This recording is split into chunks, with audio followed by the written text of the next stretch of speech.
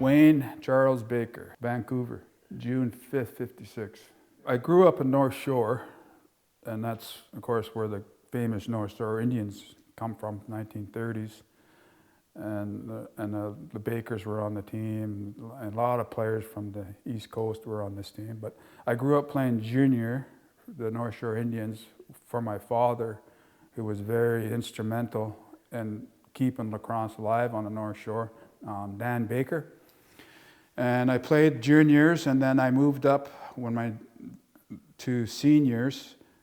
My brother took over the team, the North Shore Indians, and the Baker family, I guess we would say.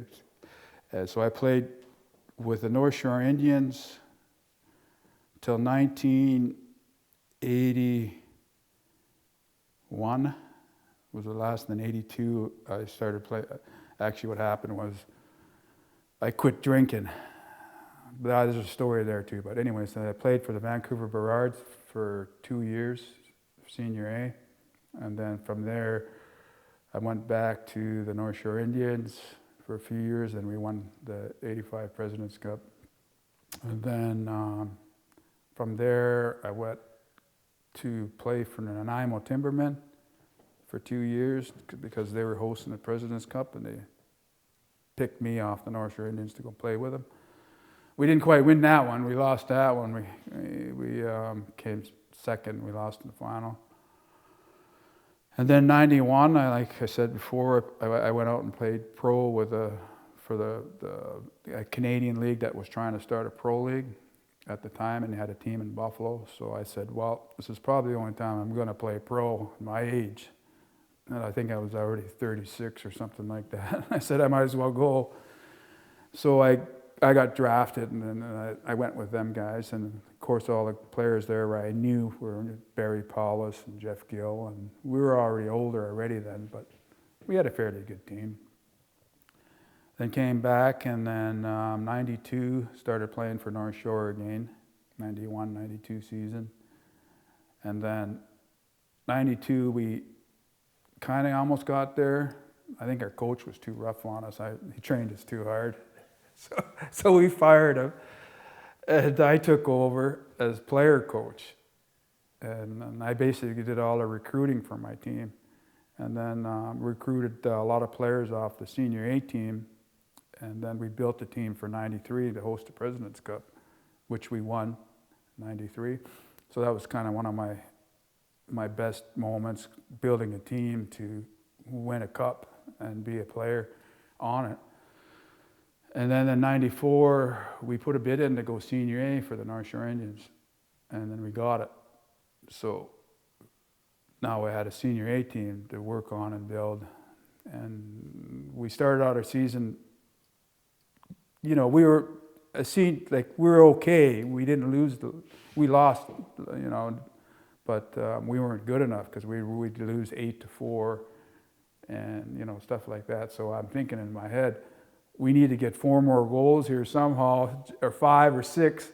So I'm starting to look for players. So I used to fly out here with my GM to Buffalo and watch the nil games in Toronto and do my recruiting.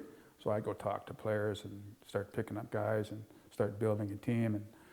And we got better and better. And now we weren't the basement. We were contenders for the Mann Cup. And then I think my best signing was Paul Gate.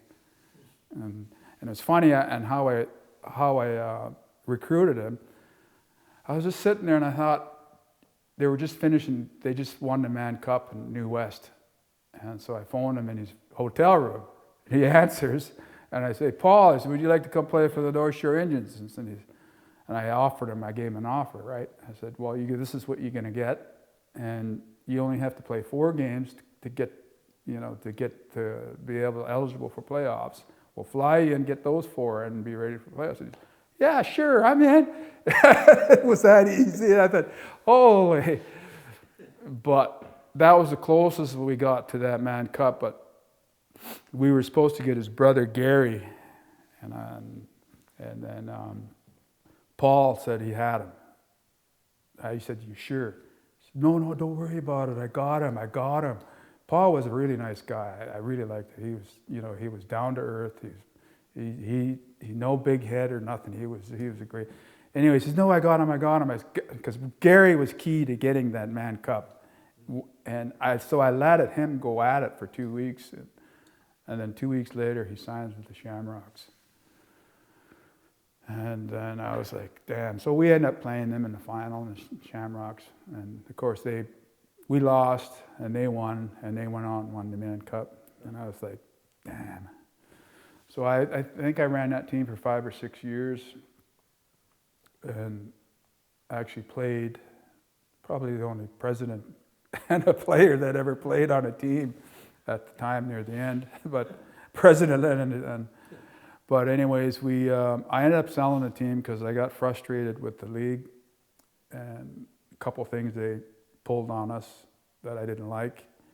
You know, I could go into it more, but I just kind of just lost interest as why should I waste my time, money and effort on this when all I'm doing is getting bucked and you know, things weren't going right. So I sold the team, left it, and then went back to the North Shore Indians, Senior B. They were building a team, and this is a funny story, because in '99 they were building a team, the North Shore Indians. So my cousin and myself went over to go play for them, and they said, no, you're too old. You guys are too old. So Burnaby was hosting the cup, and as soon as they found that out, Burnaby snatched myself and my cousin up, and we went over to Burnaby and helped build them a team, because we knew what North Shore was like. I said, no, and the manager always asked me a question, who should we get? And I picked that guy up, sign that guy. And he would call me, should I sign this guy? Sign him. and we ended up beating them in the final. And this is why I got the green ring. And they were so pissed. They were mad, but hey, you know what I mean? So the following year, they brought us back in 2000. And we didn't quite make it because I signed a guy named Mike Meridian. I don't know if you know him, but he's a good player from out east here. And then we signed Chris Gill. He played for out here a lot in 2001. So that was our major signing for that. And we had Rick Mang, and we had all the goalies from the New West. And we always figured if you're going to win a President's Cup, you have to build it like a senior A team, no matter what, right? Because you're coming out here. Because in the older days, when we used to come out and play in the 70s and 80s, we always played against Orangeville, Owen Sound, and apparently they were all senior A teams because they didn't have a senior B league. So we were playing senior A teams. And 85, when we won the cup, was against the Orangeville Norsemen. And those were the Sanderson brothers. And that went into triple overtime. You ever heard of a lacrosse game going into triple overtime? That was heart attack city right there. But we ended up winning, actually. And that was that game. They pulled their goalie, and they were trying to tie it up. And he went down and had an open net, and he missed. So that would have been the winner. But we ended up going into overtime now. And holy shit, here we go. Here we go. But it goes to the triple overtime. Sanderson hits the goalpost. The ball hits the post, bounces off the boards, and that guy that missed the goal picks it up, darts down, and scores. So he went from goat to hero. 2001, we won our last President's Cup. And after that, it was just kind of, I played a lot of Senior C with the North Shore Indians. And then we started playing that for, now I'm probably in my almost 50s, early 50s. And then we built the team because it's almost like a Senior C, they have almost like a President's Cup, but because of the up and interior, they have league up there. And then, so that's their kind of President's Cup. So we got a team up there, and we eventually won one of those. But talking about a President's Cup, and I heard it before just recently. I was watching the game on TV. It is, I think, one of the hardest cups to win. The fact is because there's no days off. Like in a Man Cup, you'll have a rest day, and in Minto Cups, you'll have a rest day.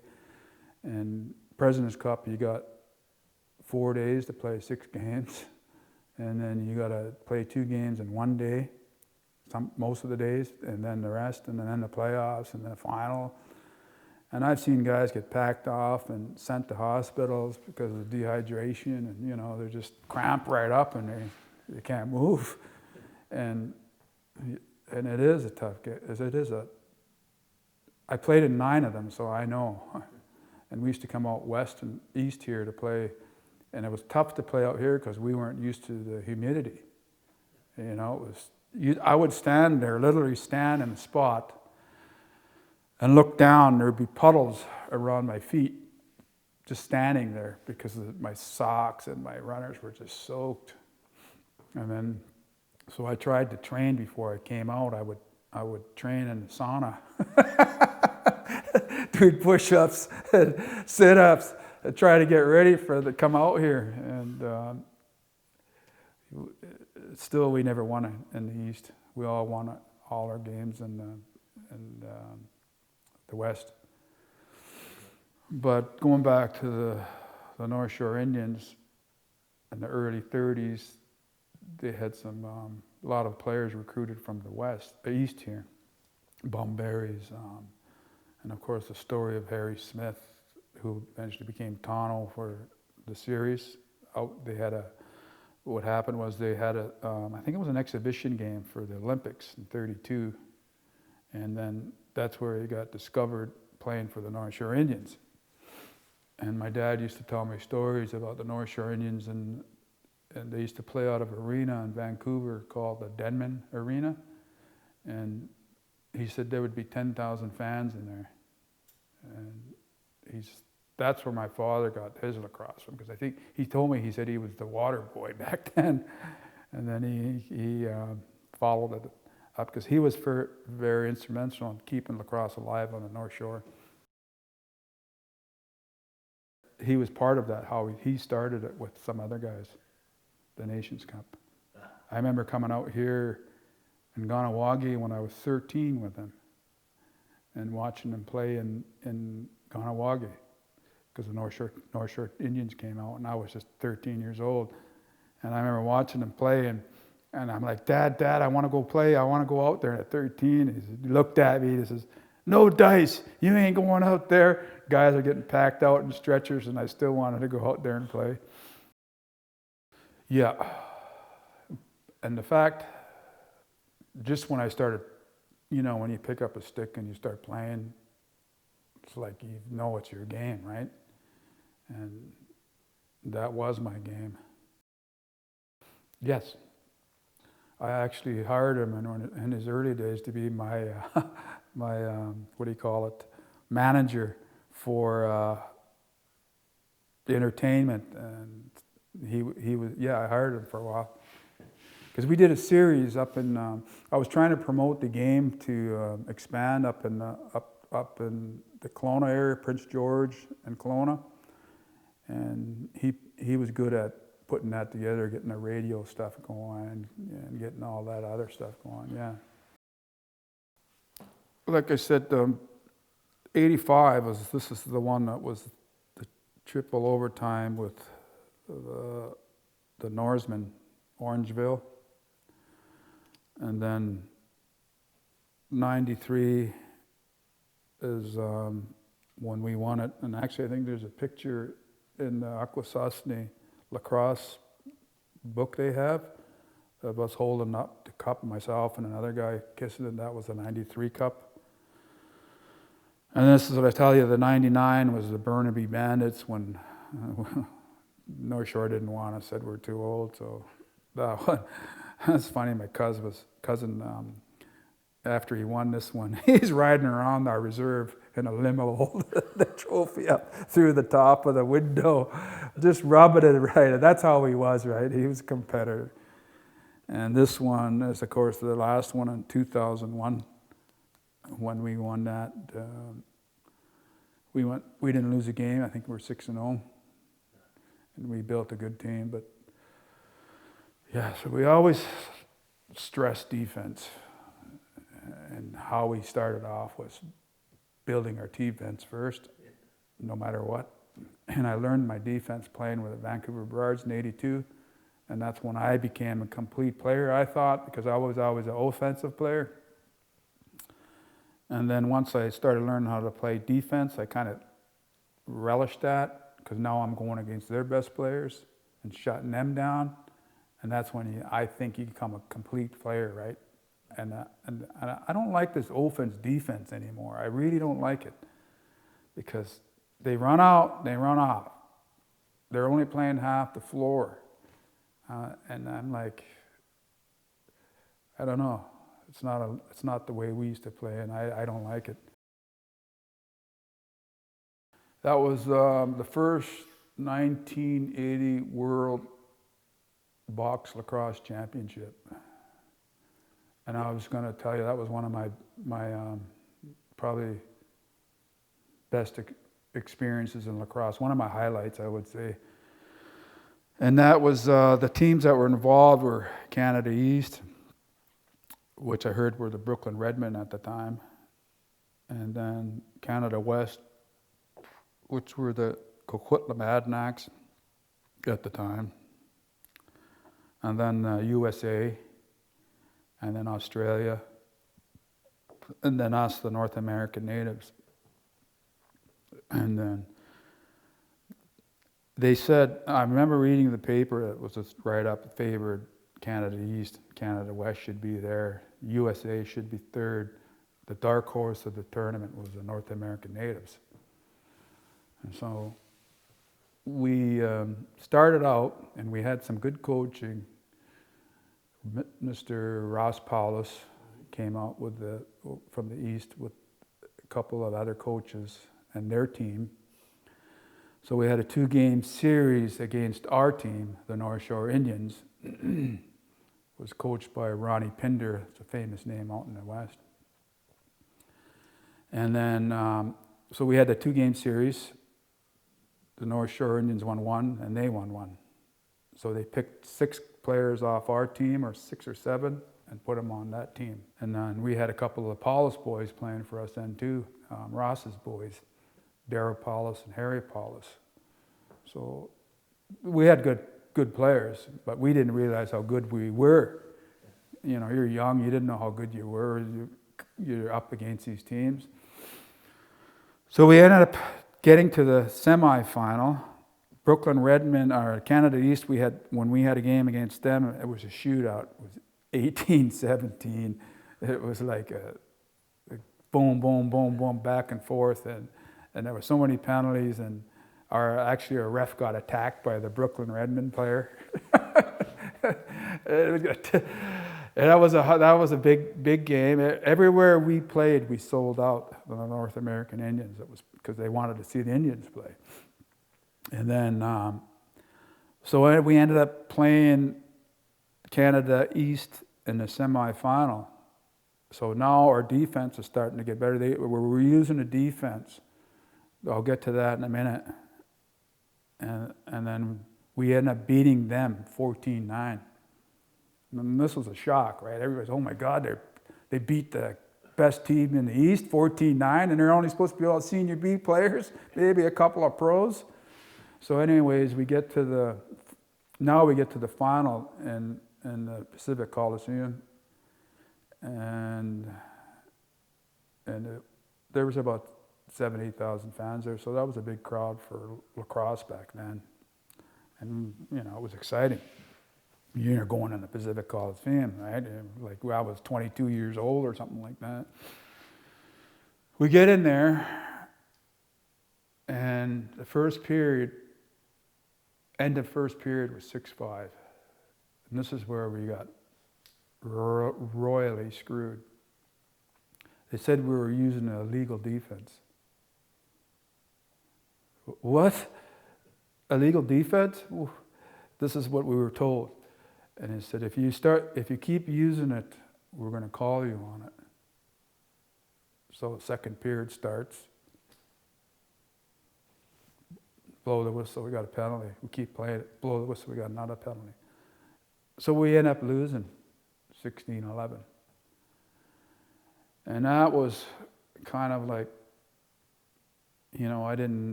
at the time I was kind of young, but I didn't really think about it. But later on, what happened, my brother Frank, who was the general manager, he said the ref that was coaching, ref in that game, came up and apologized. And this is like 10 years later.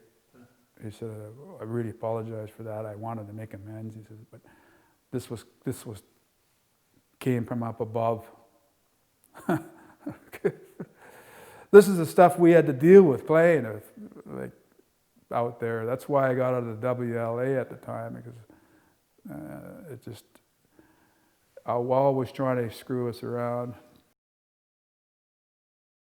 It was a floating zone, 2 outside corners and 1 guy in the middle. So the 2 outside corners had to keep moving. And you can play that now, there's nothing wrong with it. And then the middle guy just sat there, and anybody cuts through, he hits them like a linebacker. And that's where Delmar Jacobs was good at. He was sitting there in the middle. He was that guy. And so the 4 guys were almost playing like a box on a penalty kill, right? And this threw the Brooklyn Redmen right off, the Canada East, when we finally started using it. So that's why we won. And then we got in the final, we were still using it. And then we got the penalties for it, and we lost. But that team was a good team now looking back at it, because they picked up all the best players there was Seneca, Onondaga, I believe there was Tuscarora, Six Nations, Akwesasne, and then of course the North Shore. So it was a really good blend of all the players. And a lot of my players I recruited it's still kind of in the back, was the same players I'd get from Six Nations, recruited from Seneca, Onondaga, and the cycle just kept going.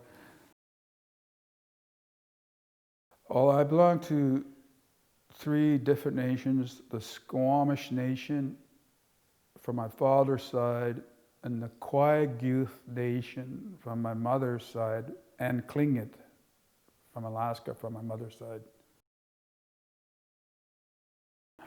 Oh yeah, she told me.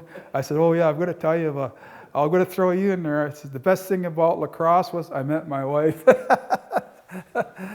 I met her out here in a tournament years ago in '97. We were playing, I think, in a Nations Cup. Well, I do a little bit of construction still, because I used to be a subcontractor. And now that I kind of just focusing my time on acting, and that's why I kind of moved out here to where my wife lives. She's a Mohawk. So that's basically what I'm doing now. I can go to any audition I want, or I can go and shoot somewhere without being worried about work. And so that's basically what I do now, is just prepare myself for film. So I keep training and keep trying to, and then working on my skills. You have to keep working on acting. You can't, it's just like lacrosse, you got to keep training for it, right? Or you can just drop the ball or score when you're in front of the camera. I was playing pro lacrosse 1991 in Buffalo, New York, for the Buffalo Renegades.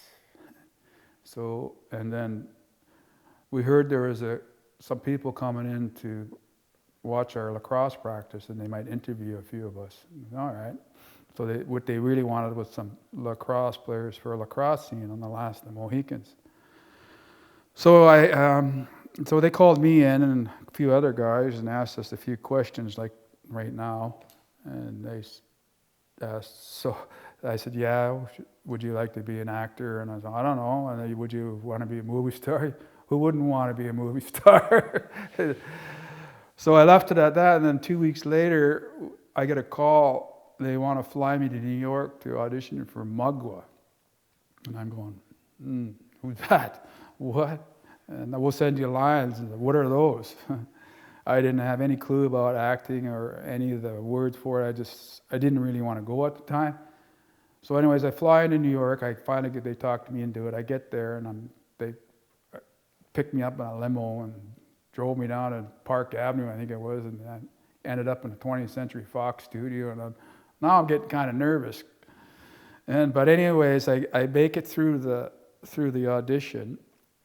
And I actually remember blacking out one time, and I couldn't remember my lines. But see, they liked something, so I went back home. I said, I blew it. I didn't really care. I went back to Buffalo. And then about 2 weeks later, just the day before I was flying back to Vancouver, they called me and said, the producers really like you. They want you to audition for the featuring role of Uncas. And I was trying to get out of it, and I said, no, I'm going home. I'm flying back to Vancouver tomorrow. And they said, talk to me into flying to Asheville, and we'll reroute your flight. And I said, sure, okay. So I get to Asheville, North Carolina. I walk in there, and I still remember seeing in the lobby the huge model fort they had of Fort Henry at the time, right? And I looked at it, and oh, shit.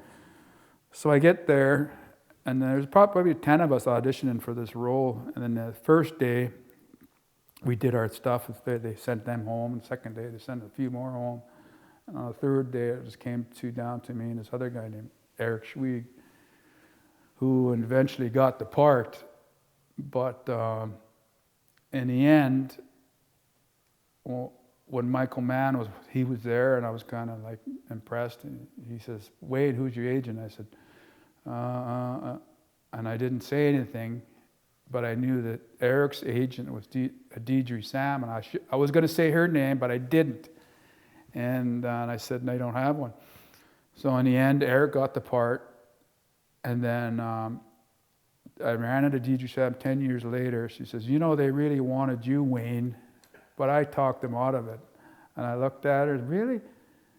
So I kind of left it for 6 years till 97, and I kind of was in the back of my head. I said, well, there's supposed to be something there. Maybe I could do this stuff. So in 97, I was watching TV, and it was North of 60. And I was watching that, and I was watching those actors, and I said, I could do that. So I said to myself, well, I can't just go and do it. I got to take some training. So I took some acting lessons. It's just like training, like for Lacrosse. And then a year later, I was on that show, North of 60, my first gig. Playing some tough guy fighting out there. No, yeah. So no, that's how I got into acting, and I like it. It's a lot of fun. It can be nerve-wracking too. It's challenging, right? You can get on a set. I think my toughest part on set was burying my heart at Wounded Knee. And I was supposed to sing this song, Jesus, Lover of My Soul. They gave me a CD, and it was like a hip-hop version of it. And I'm listening to it, and I'm thinking, how am I supposed to sing this? And now I'm walking around on set, and people could see I was stressed too, right? One lady looks at me, oh my God, what's the matter, man? You look stressed. And I'm like, because I'm thinking about it, I don't know, how am I going to sing this freaking song? And I still hadn't a clue. I'm on set, and I had to do a scene, and a tent scene, a teepee, where I'm picking up my son. And after that scene, I'm on a wagon driving out, singing the song. So I'm in, my next scene's the tent, next scene's on the wagon, and I'm still sitting there, how am I going to sing this song? So I asked this old lady that was sitting there, she was like an interpreter for the language. She must have been 75. And I just by the chance said, hey lady, do you know this song, Jesus, Lover of My Soul? She looks and she goes, oh yeah, I know this song. It goes like this. She goes, Jesus, Lover. And I got the hymn. And I said, that's it. And it's like everything lifted off my shoulders. And I went in and shot my scene, jumped on the wagon, went out. And this is like a big scene, right? There's hundreds of people, all the villagers running around you, and the camera's on you on a big cherry picker, and you got all this, and this is your spot. And I did first take was, I kind of muffed up a little bit. The director says, cut! He comes walking up to me. I'm sitting on the thing looking down at him. He looks at me. He says, Wayne, we need this one now. And I said, all right, I got it. All right, action. I'm going down. I'm singing a song, and I don't hear anything. So I'm still driving the wagon out on the meadow. Kept going, still singing. And I said, here, cut! We're going to lunch. That was it. It was a wrap. And I said, holy shit. So what I mean, it can be nerve-wracking. It could be like you're out there playing in a overtime game, and you're out there, you either got to pick this ball up or run down and score or drop it down the floor. So that's kind of the part I like about it. It can be challenging, right? And it could be when you get on set and you can tell a story and you're using yourself and your experiences to be able to tell these stories, and you can draw from that. I had to sing a Sue Strongheart song after the next scene, so they flew me home, and they said, oh no, we're going to have a song we're going to mail it to you. And I'm thinking to myself, yeah, right they are. So I'm thinking to myself, in my head, I'm going to sing my own song, make my own song up. It's like preparing yourself, right? So I got about a week or 10 days, whatever it was, so I had to fly back. I had my own song in my head, I'm practicing my song. Of course, the tape didn't show up. They didn't mail it. And then I did one scene, and then after I shot, they gave me a tape and said, oh, here's your song. It's like, I was supposed to learn this song in one night and then come and shoot it the next morning. So I go home and put it in my little recorder, and I listen to it. And it's a song, but it's a good song. I can't learn this song, so I just took it off and threw it on the floor, and as the hell with this, I'm going with my song. I get the set, and then the director, who actually, he won for Best Director for an Emmy on it, he says, well, let's hear your song, Wayne. So I go, yeah. Sounds good, let's go. So they went with it.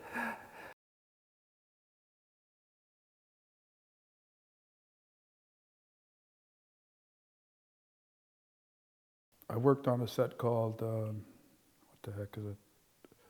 Futureman, comedy, Seth Rogen's show. And then there was a scene where we were in a longhouse, and they had all kinds of people in it from different nations, Chinese, and the Mohawks. And I had to speak Mohawk, and I hope I didn't butcher the language, but my wife kind of showed me how to teach me the words. So yeah, I actually played a Mohawk chief in there. And then Canyonlands is a movie I shot in the spring, and it's going to production. The movie's going to be done in 2 weeks, and I'd shot that out in Utah, Moab country. It was beautiful out there. They had me in a nice place right on the side of the Colorado River. That's what I like about acting. They take you places and then treat you like a king, right? They fly you first class and pick you up, and you get the treatment. And they had Vegas cooks flown in to make our meals every day, because we were way out there in the middle of nowhere, and it was hard to get there. You couldn't drive a car in there. You had to drive a ATV or one of those Razors. We went on a Razor, and it was an experience. Well, I didn't play with him, but I eventually played against him. Of course, the famous Gaylord Paulus. And actually, I thought about it coming here today. My dad used to always have a camera. But anyways, he took some videotapes of Gaylord when he was younger. But he came out here, and I think he was playing for Peterborough maybe at the time in the Man Cup against the Vancouver Burrards. And I was only about 13, 14, maybe 15. And I knew who Gaylord was, right? He was kind of like my hero, lacrosse player back then. And then my dad brought me down to his dressing room. You know, he just goes down there and brings me down there, and he says, walks in the dressing room. I still see it today. Gaylor laying on a big bench or a table, getting a massage. She's getting work. He looks over, and it's me and my dad. He says, "Oh, hey, Dan, how you doing? Come on in." And he sat there, and I'm just standing there looking at him. He's getting a massage. Just his ginch on or whatever it was, a towel, I can't remember, but he was there getting a massage. And then I actually ended up taking him fishing after they finished. I got him in between. We brought him down to the river and gaffing, because we used to gaff salmon with gaff hooks, call them slip jigs. And I brought him down to the river, and I showed him where the fish were, and one comes shooting down, and I said, "Just gaff it like that, like you're picking up a lacrosse ball." He caught it, and he was so proud and happy with that thing. I even think I got a picture on that movie. It's an old, real movie. I think I don't know what you would call it, him holding it up like that. And it was a big chum salmon, about 15 pounds. So that was, Gaylord. And then eventually when I was younger, I started playing in the Nations Cup. I was probably about 16, 17, and I played against them. We were just young junior players. And I remember playing in, I think it was Brantford, against them in one of the games. And we lost, but it wasn't a wipeout, right? It was close. But they were pretty brutal. They slashed and hacked the hell out of me, even when I was literally right in my arms and everything. They wanted to kill me out there for some reason. I think it was just like how Gretzky would play, right? You know, anybody on the floor that always sees the play developing beforehand, not running down there in a panic with your blinders on. You're always looking, seeing what's happening and who's coming around, who's coming, and you kind of see where a play is coming up. And he always said, I think he said, or somebody said, his shot was on the run. You know, on a run going crossways, so he would shoot, and it would almost float into the corners. And I think it's just his play, his ability to see the floor well, and playmaking skills and scoring skills. I just heard stories of our old players that played for the North Shore Indians. They called him Ray Baker the Fox, and he would score between his legs and stuff like that. So I tried it. I scored a couple in Senior A. Got a hat trick in the Senior C. I scored a few between my legs. And then now I see them doing it in a nil, right? Oh shit, I did that a long time ago. And players on my team, there's a lot of good players on my North Shore Indians teams. Dwight Metke, the goalie. He was very vocal back there. Sometimes too vocal. I felt like, "Shut up! I'm doing my job." He's always yelling at me, Wayne, come now, we're on your own game.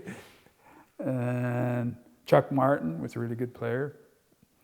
Barry Paulus, Jeff Gill. And I have a story too about, I should have won a Mann Cup. And in 1981, right after the World Cup, my drinking was at its starting to take its toll after that. And then we came out of Cornwall here, President's Cup, and we got picked up to play for the Salmon Bellies, Jeff Gill, Barry Paulus, and myself. And of course, once we finished the game, a lot of my partners, we all liked to drink. So I kept drinking, got off the plane, went to a party. I think we drank for 5 or 6 days, and I didn't go and play in the Mann Cup. And they got rings, and I didn't. I still kicked myself in the ass after that. So in '82, that's when I quit. I woke up one morning. There's another story I'll tell. I looked out, and I looked around, and I said, "I'm just too good for this shit. I'm already almost washed up as a lacrosse player." Lacrosse kind of saved me too, right? And I remember a girlfriend at the time said, "Wayne, you know, lacrosse is all you got. Don't fuck that up. Too. And, I was thinking about it, and then that's when I said I better quit. And then that's when I quit. I played Senior A for the first time, because now I'm not, I can train and play at the highest level I could play.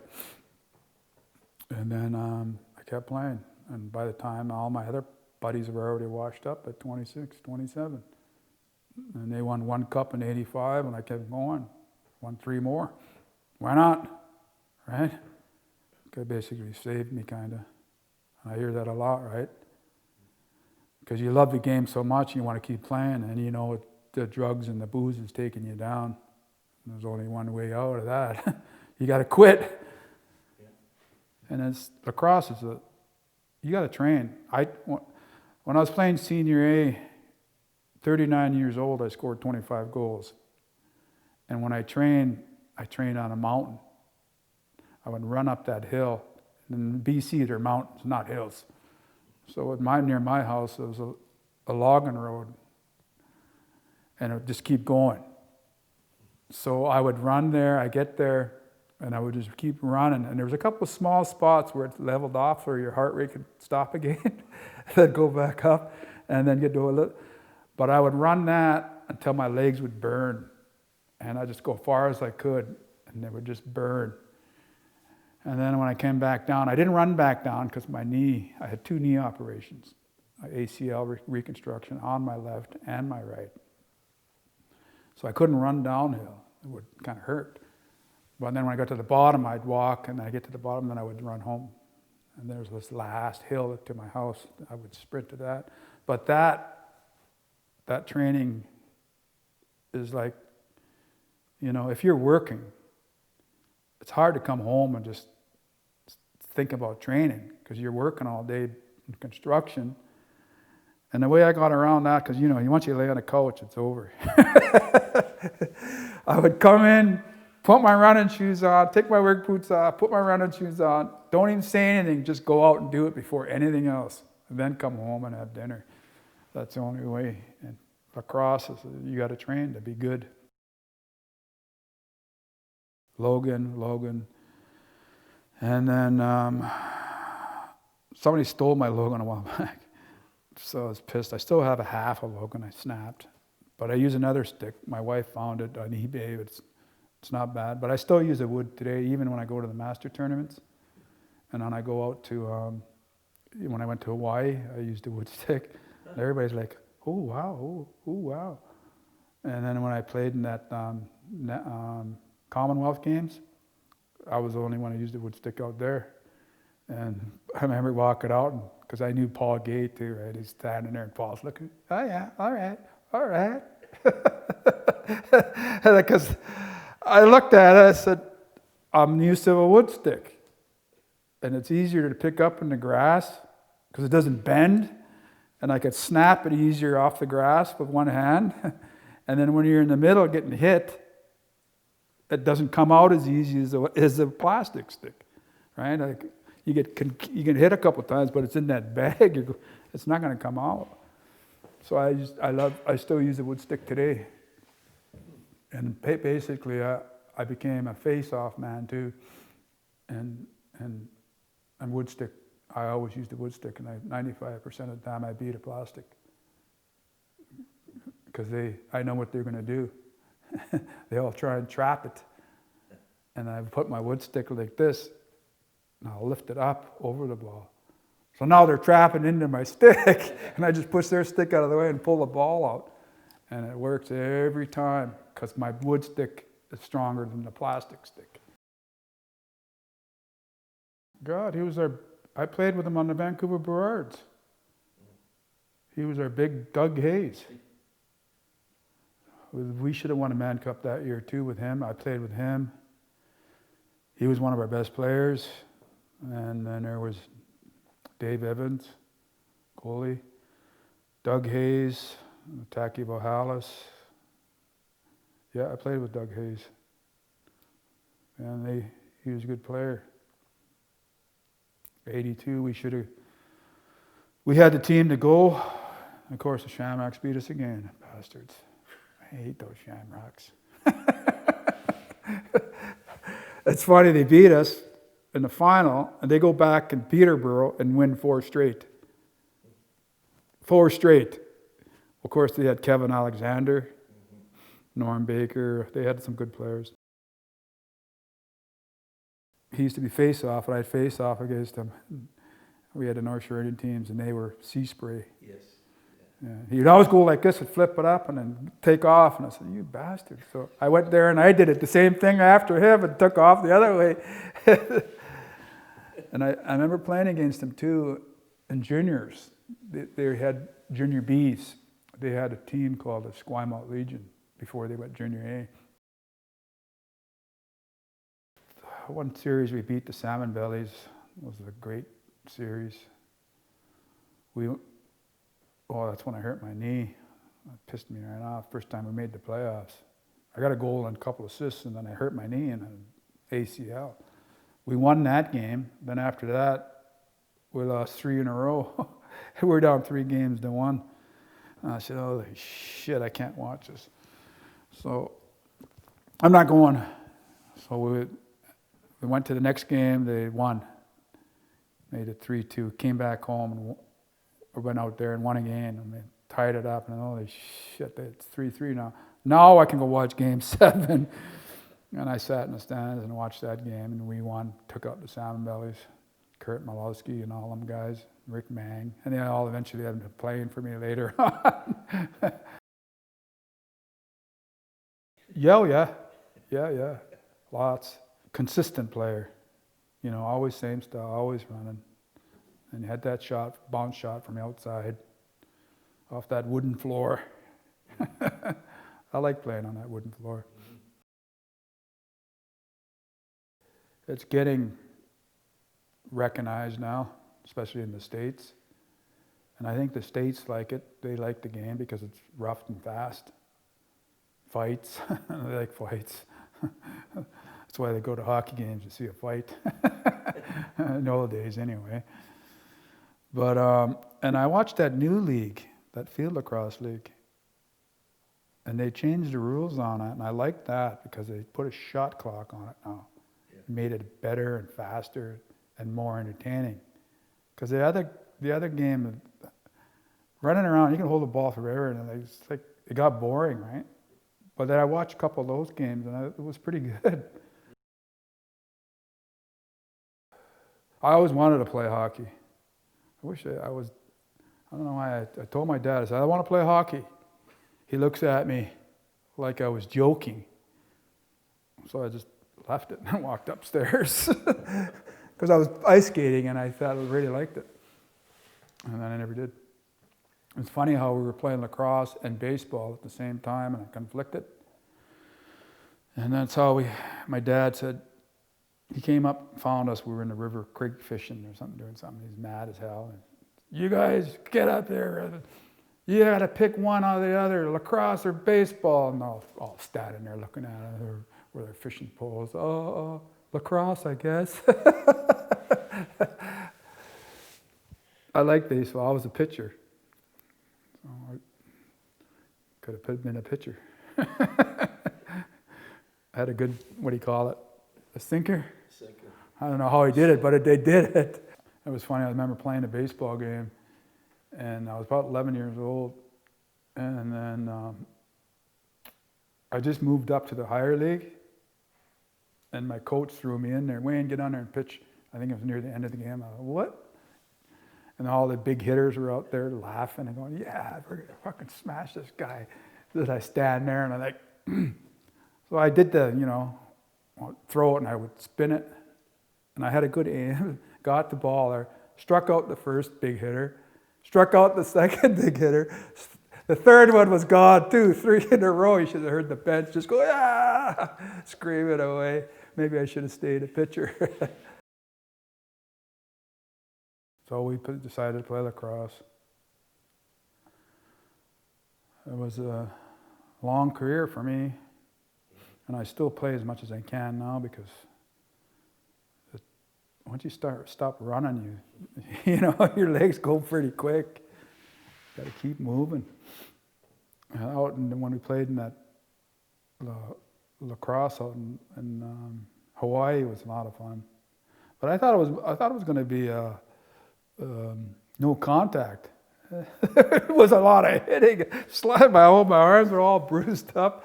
I'm looking around going, I thought this was no contact. I'm going to wear pads next time. One of my guys had bruises of this. His whole arm was just full of bruises. I wasn't prepared for that. It's funny, I didn't touch the ball. Couldn't even get the ball down to us. And I'm like waiting around, because I was playing attack, and nothing was coming. The last game, finally got 2 passes, 2 goals. Nice. Yeah. I got one, and I remember going in, because I'm a faker, right? I like faking, and I went down, I don't know how many times, because I will go like this about 5, 6 times, and the goalie's, holy shit, how many times did you fake? Some American, right? I go, I don't know. I just do it. Well, I just like to add that, I see a lot of young players playing, and I wish I had the opportunity back there to be able to have a scholarship and play lacrosse in a university, college. But I see it all around now that there's so many kids from here going, 2 years that I've been here, and I say that's a great thing. And there's even a couple of players on my reserve out west are playing out here now, in the colleges, getting their education and stuff. And I think that's a great thing for just to get a scholarship to play lacrosse, But and that for even the younger players that are still playing, that the alcohol and drugs don't mix with lacrosse. You got to stay away from that totally, and to become the best you can be. I mean, that was my motto. And when I was growing up, I didn't realize my confidence wasn't as high as after I quit drinking, because I always thought I can never play that level, because I just didn't think so until I quit drinking. Like I said, as soon as I quit drinking, I played senior A, and then realized, hey, I'm just as good as these guys and even better. Yeah.